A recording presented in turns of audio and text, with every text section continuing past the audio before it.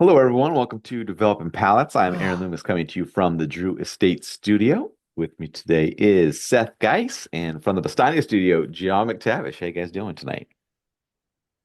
I I don't know where to go from here.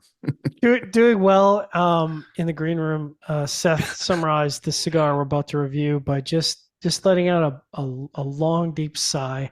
And I'm like, man, that's kind of where I feel like we're starting with a pre-roast. That's where I kind of feel like I'm with the brand lately, and I hope they turn the corner. But every time I see this on a review list, Seth, it's like, I, you know, there's a comment that I'll say for the green room that just came, nice, which I don't want to say right now. It would just fair. I'd get banished from the cigar industry for the comment I'm about to say. All right, here we go. Today, we are talking about the EP Carrillo Honduras Robusto. Cigar is 5 by 50, comes out of the Tobacos de Orient factory in Honduras. Wrapper is Honduran Alancho San Agustin. Binders from Honduras. Fillers from Honduras and Nicaragua. Price point is $9.25, and the cigar was released in September of 2024. So with all that out of the way, Seth, what was your overall experience like with this cigar?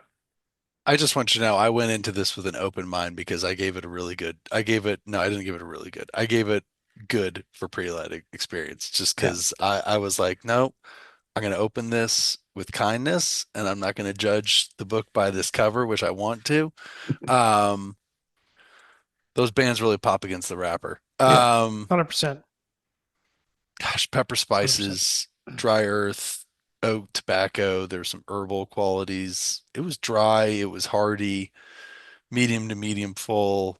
It was, man, it was Honduran, and it was like drinking the dark rum. You know that where that night's gonna Mm. go, but you're going there. I feel like sometimes I end up going down this Theo Vaughn road when we get down these things. So finish the pepper. Where's June when we need them? Oak, tobacco, earth, still medium full. It really just I'll say this, it was an interesting profile, not because it was appealing, but it was interesting. Um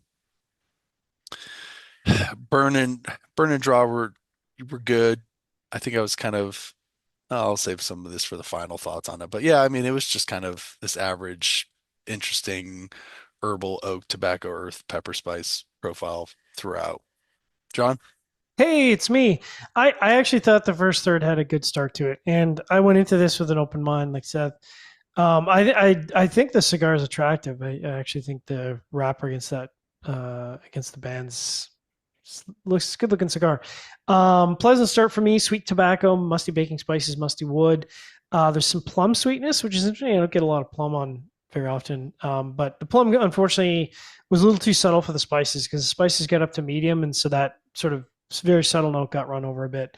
Um, fruit sweetness and some mustiness. I think it was balanced enough in that first third that for me it worked. Why is someone calling me from Mexico City? I don't know who you are, bro. It's Casa Why you 1910, bro. They already why heard your comments on the why you McAuliffe calling review.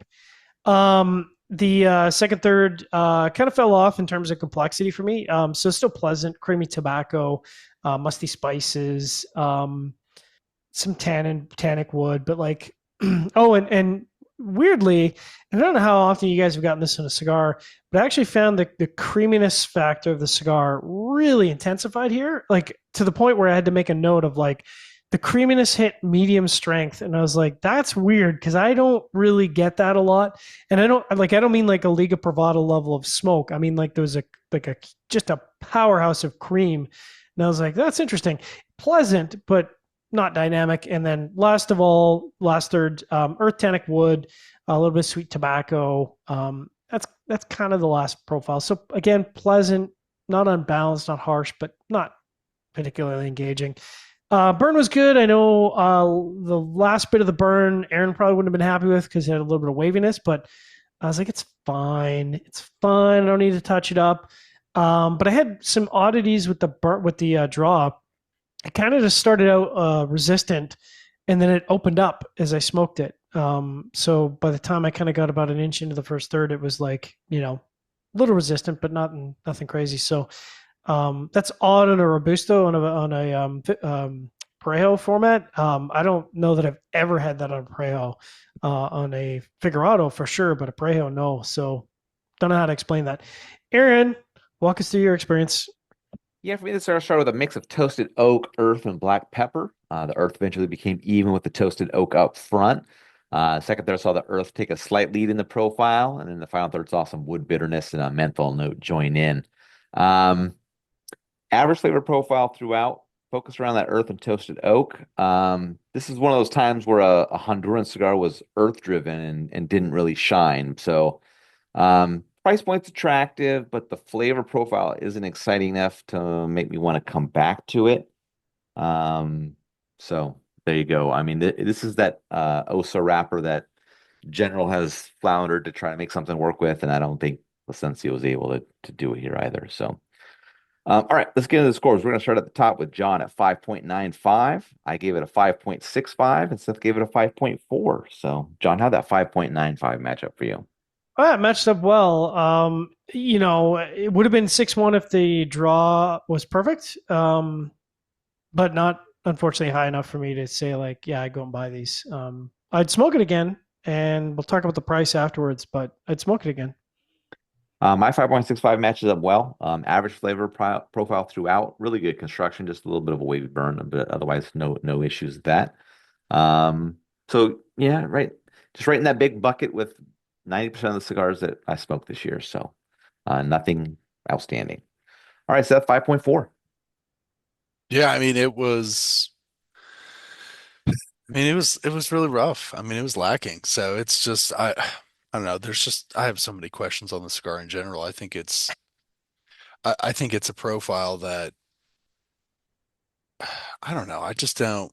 It's really Honduran, um, and I think that's just kind of it's a profile that does not speak to a lot of smokers.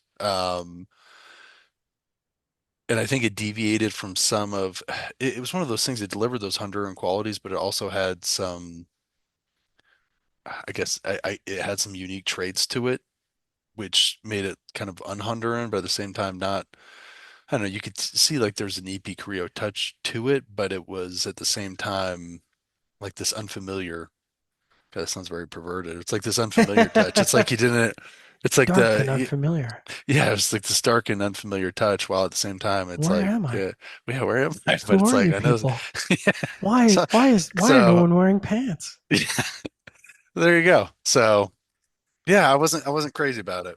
Let's just All get into the right. Yeah, overall go thoughts for it. about this. Final What the heck thoughts. what are we doing down So in what was it? What Honduras? was the What price the point on what? these? It's like Nine and a $8. quarter. Nine and a You quarter. know, so okay, look, here's the thing. We were just talking about a Connecticut that came in at $9, and we're talking about what a fantastic deal it was.